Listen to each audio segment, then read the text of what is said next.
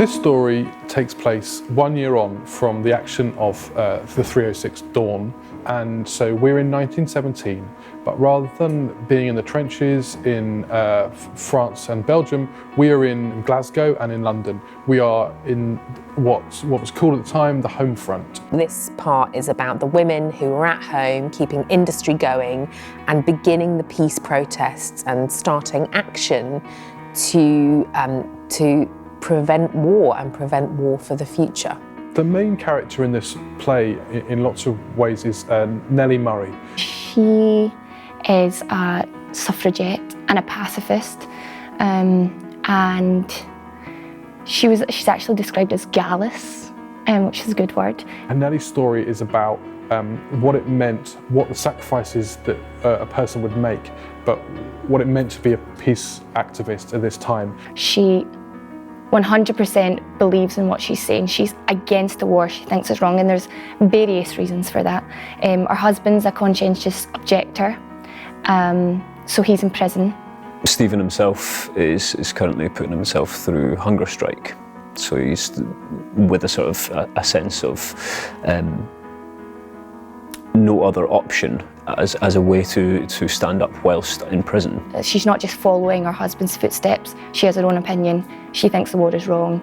No, but Joe, we have to get home for Joe. Mom, can't you go? But Mellie, what's going on? To have a mass of people die that you know and not come home, it's numbing. There's one character, Mrs. Byers, who has a son who was executed for desertion, but she really doesn't want to face that fact.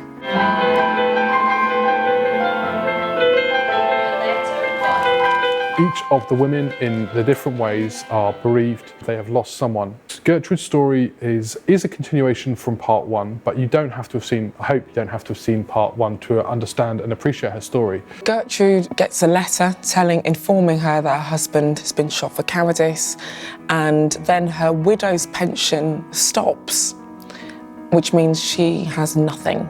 Lots of the things that happen in this play and lots of the perspectives and the way in which Ollie and Gareth have told that story feel as though there are moments where we certainly feel that this could be happening right now. When I read it, it didn't seem like it was for years and years and years ago. Literally the words that Nellie says especially, you could say them now. So I think we have to be honest about the world in which we live now, and the sad truth is we're probably closer to this than we ever imagined. I'm really excited about this play. I feel like it's a story that people don't know. I think it's a story that people should know.